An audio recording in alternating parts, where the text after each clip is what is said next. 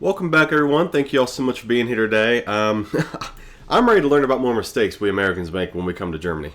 So that's what today's video is about, American mistakes in Germany. It's Deanna and Phil. We know they do fantastic work, but it is a 14-minute video.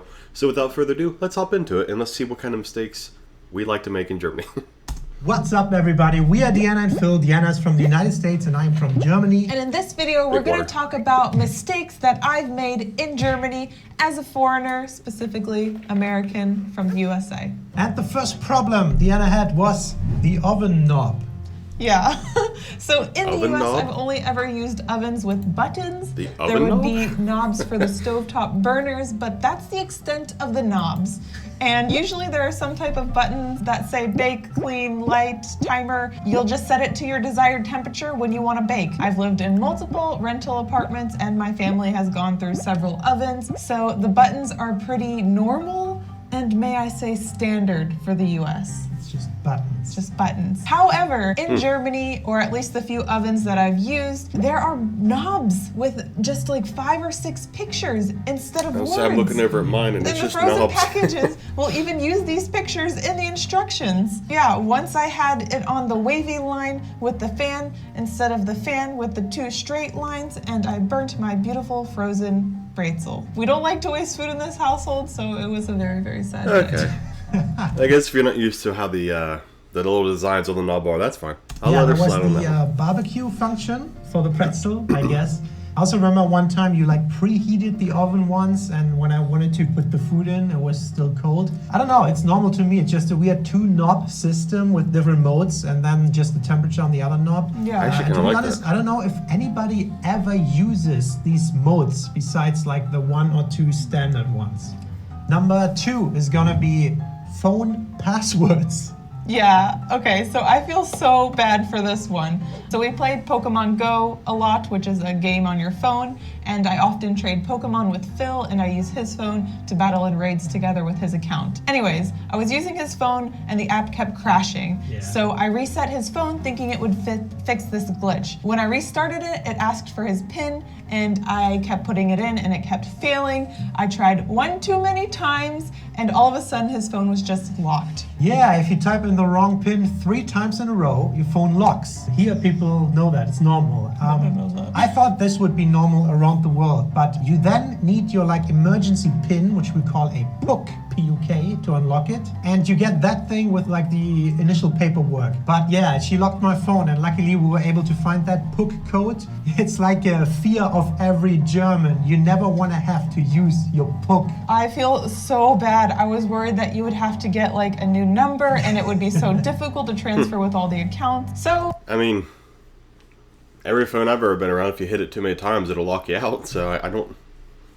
But this could be different. I mean, I don't know exactly how far they're going with this, because this one, like, you know, if you try to get into my phone, it'll lock me out for a minute, and then it's like 5 minutes, and then maybe an hour. So maybe it's a little different. That could be. Tell me in the comments down below if it's a little different than just like a minute or 5 minutes, because that's what it is here.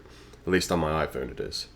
lesson learned also, never throw away that special backup PUK number they give to you with the initial SIM card. Yeah. Number 3 is the good old Käseburger. Okay, so I still sometimes make this mistake because it's kind of a funny joke now. Yeah. But when I was first learning German, I wanted to use the German language that I was learning, right? Naturally. So we were at this restaurant and I ordered a Käseburger. Because cheese is Käse. Yeah, thinking I know the word for cheese and a burger's a burger, therefore Käseburger, right? Yeah. Right? Wrong.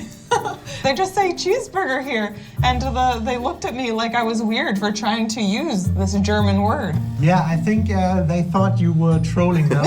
It was a little uncomfortable.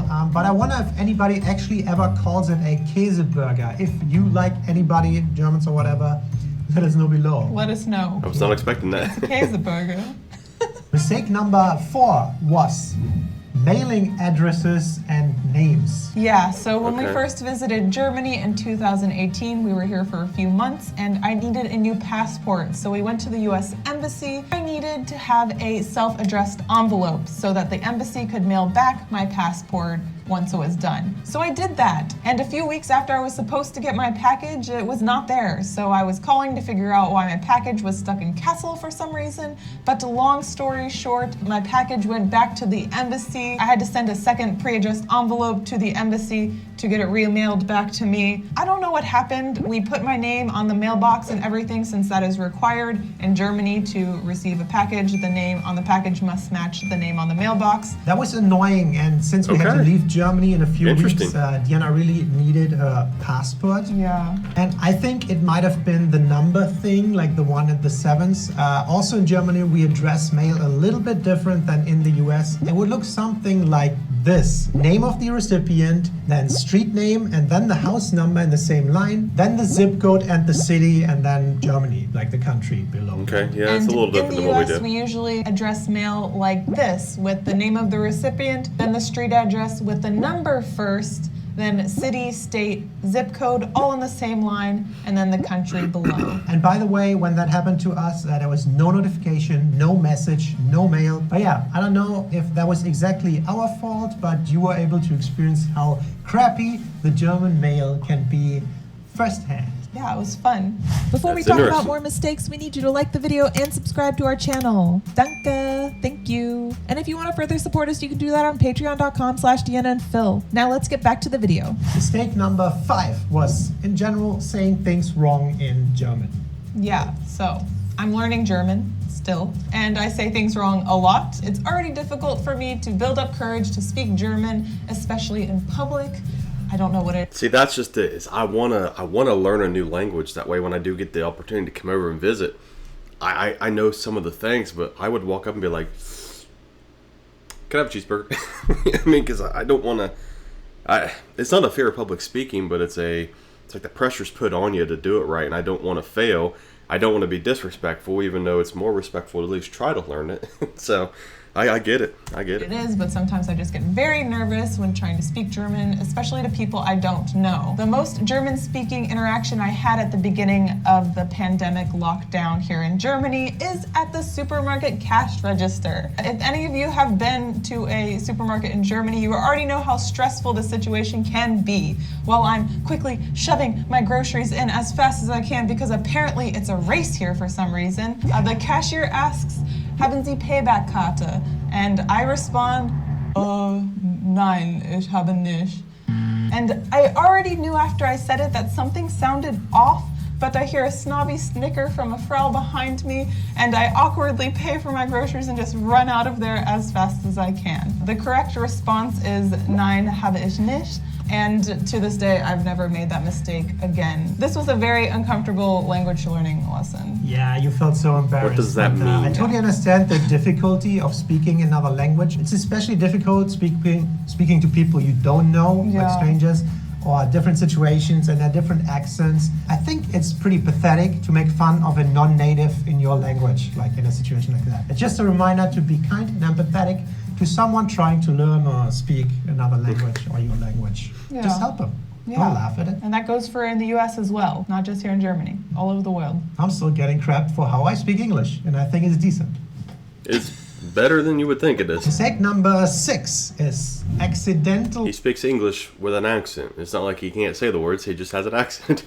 Forgetting to pay for gas at the gas station. Okay, I've never done this, but I'm still very worried that I might forget to pay for my gas at the gas station, petrol, gas, whatever, car fuel. Because here in Germany, you pay for gas afterwards. And I think this is true of a lot of European countries. After you pumped your gas, you go in and you pay. Sometimes you can pay at the pump, right? Yeah, sometimes. However, in the US, you pay for your gas before you pump. All right, so in the US, you always pay before, right? Mostly. What if you don't know how much to put into your tank?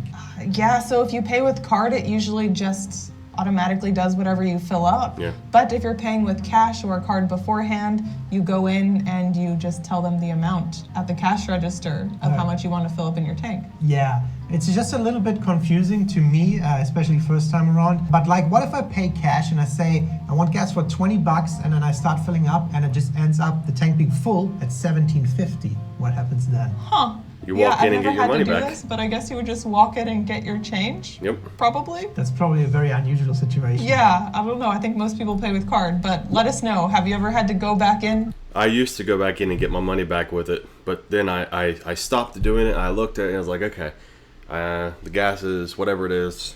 I need this much. I just kind of rounded out. If it's like $1, I left it. And then I just started putting it on my credit card because I just didn't want to walk in.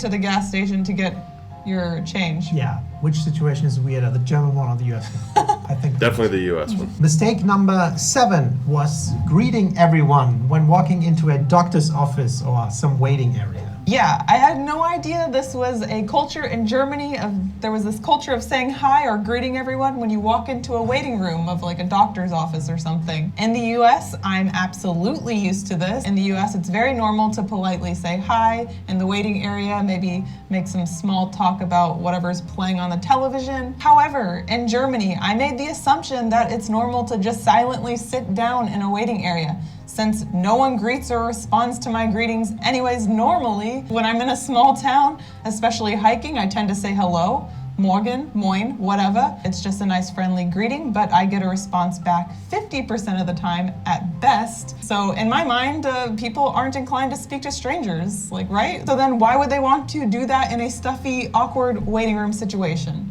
So once I just walked in and sat down and I got a stare from an older lady. There was a delay of like 10 seconds of silence and then she sternly said Guten Tag and nodded her head. So I think she was trying to educate me about this. Yeah, See? I think it's not a big deal. So I guess in a waiting room, Okay. you could consider it a more private situation.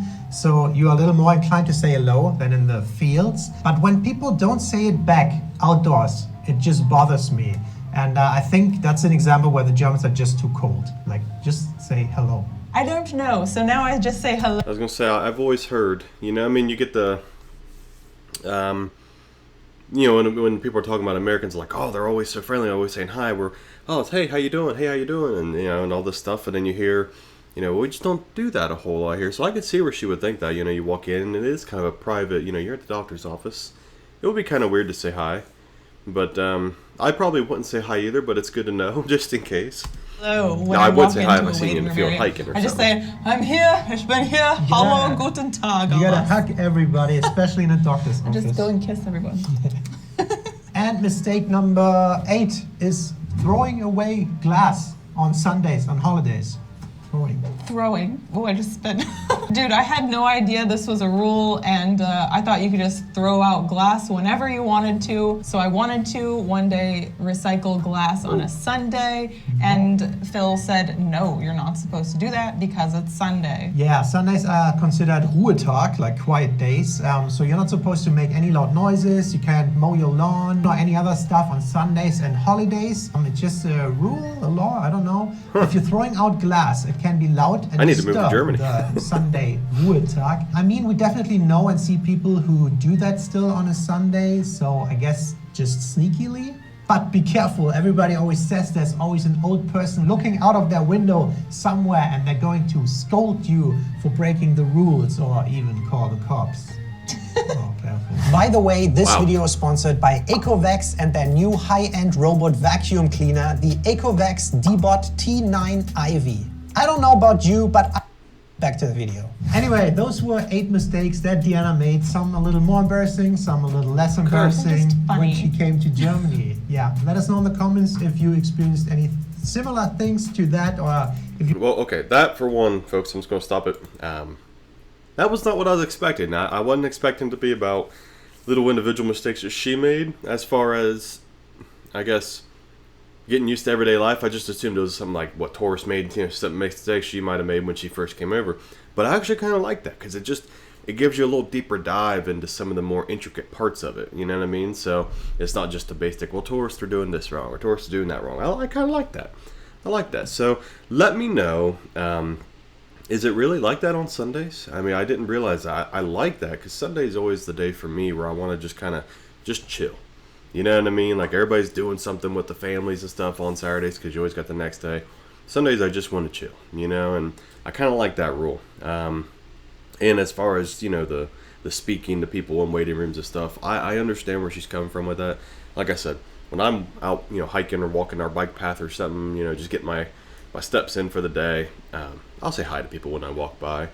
But I don't typically go hi, hi, hi to everybody when I walk through the, like the supermarket or waiting room or something. So that one, I understand where she's come from a little bit. But anyway, thank you all so much for watching and for being here. Leave a like on the video if you haven't already. Share it with all your friends. And consider subscribing to the channel if you're not already subbed. It's free for you. It helps me out tremendously. Other than that, thank you guys so much for being here. We'll see you on the next one. Bye, guys.